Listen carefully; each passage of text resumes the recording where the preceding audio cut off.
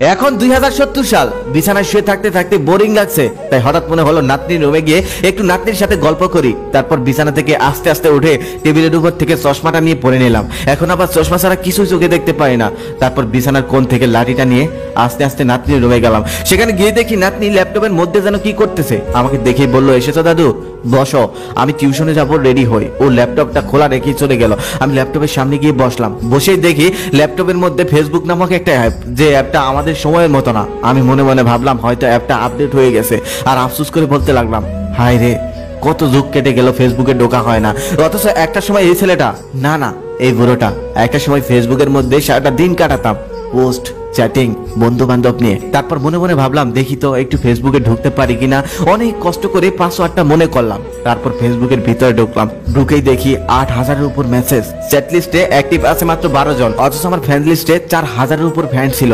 মনে মনে ভাবলাম তারাও হয়তো বৃদ্ধ হয়ে গেছে আমার মতোই, এখন আর হয়তো তারা ফেসবুকে ঢোকে না। ইনবক্সে ঢুকতেই প্রথমে আমার ক্লোজ ফ্রেন্ডের একটা মেসেজ পেলাম, যেখানে লেখা ছিল, বন্ধু শরীরটা ভালো নাই রে, বেশি দিন হয়তো বাঁচবো না, পারলে ক্ষমা করে দিস। আমার সেই বন্ধুটা আরো 4 বছর আগে মারা গেছে, খবর পেয়েছিলাম। আর এই মেসেজটা ছিল 5 বছর আগে। আমার বেস্ট ফ্রেন্ড মারা গেছে আরো 9 বছর আগে। ওর সাথে করা চ্যাটিং গুলো এখনো আছে।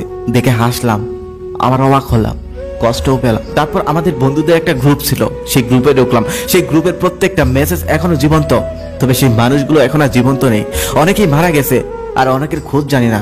অবশেষে পেলাম সেই মানুষটার মেসেজ, হ্যাঁ, যাকে একটা সময় পাগলের মতো ভালোবেসেছিলাম, আমার প্রথম প্রেম।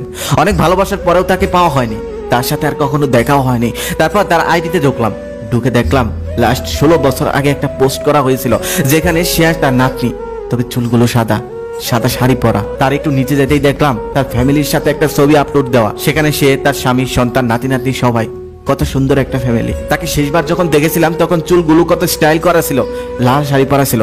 তবে আজকে পুরোই ভিন্ন।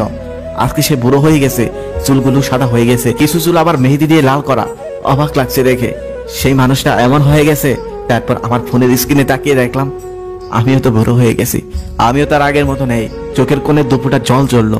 আমার মনে হলো সে কেমন আছে, কোথায় আছে। তার একটু পরেই তার আইডিতে একটা টেক করা পোস্ট আমার চোখে পড়লো। সেখানে লেখা ছিল, এই দাদি আজকে বিকেল 4টায় মারা গিয়েছে, সবাই ওনার জন্য দোয়া করবেন, আল্লাহ যেন ওনাকে জান্নাত নসিব করেন। পোস্টটা ছিল 4 বছর আগে। তার মানে মানুষটা 4 বছর আগেই মারা গেছে।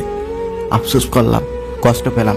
হায় রে, যে মানুষটার সাথে একসাথে বাঁচার কথা ছিল, এত ভালোবাসা ছিল, এত স্বপ্ন ছিল, তবে কিছুই পূরণ হলো না। তারপর একে একে প্রিয় বন্ধুগুলোর আইডিতে ঢুকছিলাম। তাদের প্রত্যেকটা আইডি এখনো প্রাণবন্ত, SMS গুলো এখনো আছে, তবে তারা আর প্রাণবন্ত নেই। তারা অনেক আগেই দুনিয়ার মায়া ছেড়ে চলে গেছে। এক বন্ধু লাস্ট পোস্ট করেছিল, আমার আদরের ছেলে আজকে আমাকে বৃদ্ধাশ্রমে রেখে গেল। তারপর সে আর কোনো পোস্ট করেনি, বেঁচে আছে কিনা তাও জানি না। তারপর আমাদের কবি বন্ধুটার আইডিতে ঢুকলাম। সে লাস্ট 10 বছর আগে একটা পোস্ট করেছিল, লিখেছিল, বন্ধুরা সব কোথায়, অনেক মিস করি, তোদেরকে খুব দেখতে ইচ্ছে করে। তারপর ঢুকলাম সেই বন্ধুটার আইডিতে, যে বন্ধুটা মজার মজার জোক লিখে সবাইকে মাতিয়ে রাখতেন। তার পোস্টগুলো পড়ে আমি হাসলাম, আবার কাঁদলাম, কষ্ট পেলাম, দুঃখ পেলাম। ঠিক সেই সময় নাতনি এসে বলতেছে, দাদু ল্যাপটপটা দাও, আমি টিউশনে যাব। আমি তখন বললাম, টিউশনে যাবি, ল্যাপটপ নিয়ে যেতে হবে। তখন সে বলতেছে, তুমি জানো না আমরা ভার্চুয়াল ক্লাস করি, আমাদের ল্যাপটপই তো সব, ল্যাপটপ ছাড়া আমি পড়বো কিভাবে। তখন আমি বললাম, ও তোরা তো আবার ল্যাপটপ নিয়ে যাস, আমাদের সময় আমরা বই খাতা নিয়ে যেতাম। তখন সে হাসতে হাসতে বললো, লেখাপড়া করতে আবার বই খাতা লাগে নাকি, ওসব তো আমি জাদু করে দেখেছি, আর শুনেছি তোমাদের সময় নাকি বই খাতা কলম দিয়ে তোমরা লেখাপড়া করতে। তখন আমিও বললাম, আমরাও পড়েছিলাম, তোদের সময় তোরা ভার্চুয়াল ক্লাস করবি, খাতা কলমের আর দরকার হবে না। তখন সে হাসতে হাসতে বললো, আচ্ছা ঠিক আছে, টিউশন থেকে ফিরে আমি তোমাদের আদিকালের গল্প শুনবো। এবার গল্প থেকে বের হয়ে আসুন।